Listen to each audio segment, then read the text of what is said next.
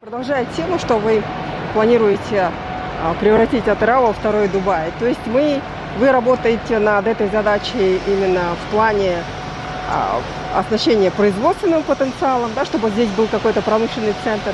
Работаете над социальной инфраструктурой. Вот мы, как местные жители, мы тревожимся, во-первых, это у нас вот большие очень экологические риски, которые вот сейчас, у нас очень много экологических проблем, которые не решены. И одна из главных – это проблема наших водных ресурсов. Да, водные ресурсы прям номер один, на самом деле. Да, вот вы упомянули, что вы уже инвестируете в какое-то глубокое исследование по воде. Расскажите о нем побольше. Ну, как раз мой сын работает в голландской компании, он получил очень хорошее профильное образование, именно агроинжиниринга, инженерных систем, связанных с гидроресурсами.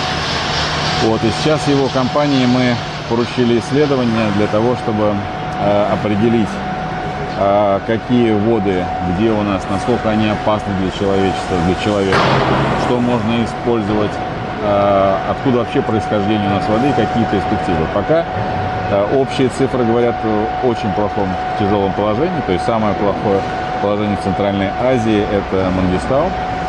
Мы на втором месте, не намного лучше, и здесь главное даже не то, сколько воды, да, там в соседнем Туркменистане воды не больше.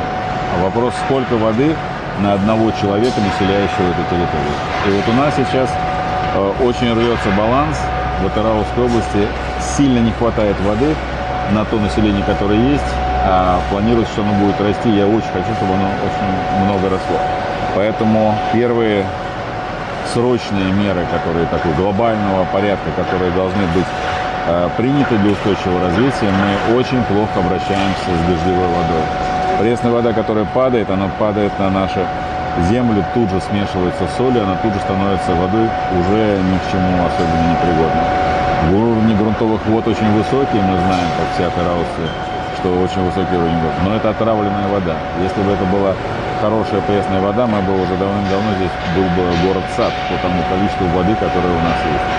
А на самом деле даже Африка заказывает подобного рода исследования, работы, специальные инженерные решения, которые превращают это все не так-то и дорого, и не так-то и сложно.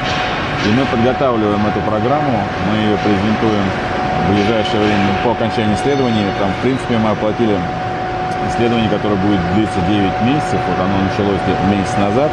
Сейчас сын со своими коллегами приехал сюда из этой компании. Они расставляют здесь специальное оборудование, сенсоры, которые будут фиксировать всякие изменения по ДНК разных микроорганизмов. Они будут определять происхождение каждого участка этой воды и подготовят базовые предложения, что можно было бы сделать в качестве исследований для того, чтобы перейти к практическому реализации. То есть это инженерное решение, то есть это дренирование слоев, разделение так, чтобы соленая вода, она более тяжелая, пресная более легкая. Если мы сможем использовать наш же очень, вы знаете, у нас тут глина и ил, наши грунты. С одной стороны, это плохо, это очень много речений, это грунтовые воды там, и так далее. А с другой стороны, мы можем это использовать, потому что он практически гидронепроницаемый слой. И если мы сможем отделить на определенной глубине соленую воду, оставить внизу, а вверху накапливать пресную воду, то есть специальными каналами дренирования, мы можем огромные поля превращать в цветущие сады. То есть мы разделим, и постепенно вся дождевая вода, она наполнит только верхнюю часть. Вот это то, что они сейчас занимаются, исследования, там, практические работы в Африке происходят, у них много работ, они, кстати, по очистке воды очень много у них инженерных решений. Ну и плюс, вот скажем, здесь, на нашем заводе, основной цех это 78 тысяч квадратных метров. Все наши системы водосбора, если вы посмотрите на улице, мы сделали целую сеть огромных бассейнов. И на южной стороне у нас самый большой бассейн будет 20 тысяч кубометров, вспомогательный 8 тысяч кубометров. И здесь разбросаны бассейны еще на 5 тысяч кубометров. Это для сбора дождевой воды и повторного воду мы будем накапливать, будут бассейны подготовки воды, где мы будем его приводить в нужное состояние кислотности. параметры pH, будем смотреть бактериологические насыщение этой воды, чтобы там не было там патогенов и так далее, и использовать ее в минимум, это для полива и озеленения, максимум мы можем ее использовать как техническую воду для собственных нужд. В общем, такие несложные вещи, это сейчас мы будем распространять вообще практически на все наши объекты. У нас в Кульсарах в Кульсарах мы сделали первый опыт, и на Рибгазе у нас установлены локальные очистные сооружения нового поколения, которые очищают всю нашу канализационную, все канализационные стоки до состояния абсолютно чистой, пригодной к поливу воды. Также существует там блок контроля приготовления этой воды, выравнивания по кислотности. И да, мы там не выращиваем плодовые какие-то деревья и так далее, но пока что это один из самых зеленых объектов в Кульсарах.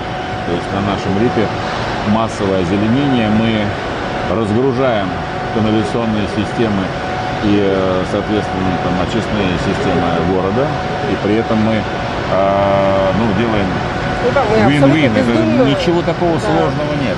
И я бы не сказал, что это сверхнедоступные, дорогие технологии и так далее. Мне кажется, мы до сих пор питьевой водой, у нас, по-моему, в Атырау даже и полив ведется, и автомашины у нас моют до сих пор питьевой водой. Это ужас. И второй главный момент. Мы, понимаете, берем много воды из Урала, даже из Волги, вы знаете, вот у нас большой есть, там на Мангистау уходит вода. У нас все месторождения, они сидят на Волжской воде.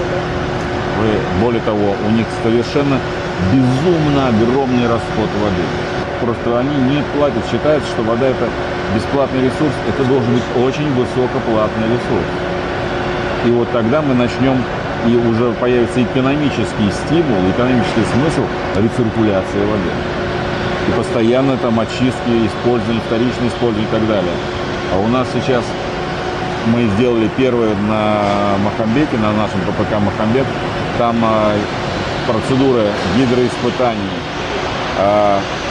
очистки цистерн от краски и так далее. Это все делается водой, пункт промывки вагонов. Это все делается водой, которая используется бесконечно много, одна и та же раз. Только там на элементы испарения каких-то, может быть, мелких там брызг, там, утечек мелких, мы добавляем воду. Все остальное это замкнутого цикла процесса. И то же самое надо стараться делать просто везде. Как можно использовать там десятки тысяч кубометров в сутки? А между прочим, потом мы думаем, чего-то у нас Каспий мелеет. А Каспий, опять же, вот голландцы уже провели эти исследования, 80% пополнения пресной водой Каспия, то пресной, почему пресной? Потому что она же испаряется. Это Волга. А мы Волгу сами расходуем, россияне расходуют эту волжскую воду, мы Урал тоже расходуем. Ребят, не удивительно, что Каспий мелеет. И не надо там все время ссылаться на эти циклы и так далее, это больше на заклинания. Есть там хорошие, понятные расчеты, которые говорят не о каких-то заклинаниях, а о конкретной деятельности человека. Мы можем делать и изменять жизнь к лучшему.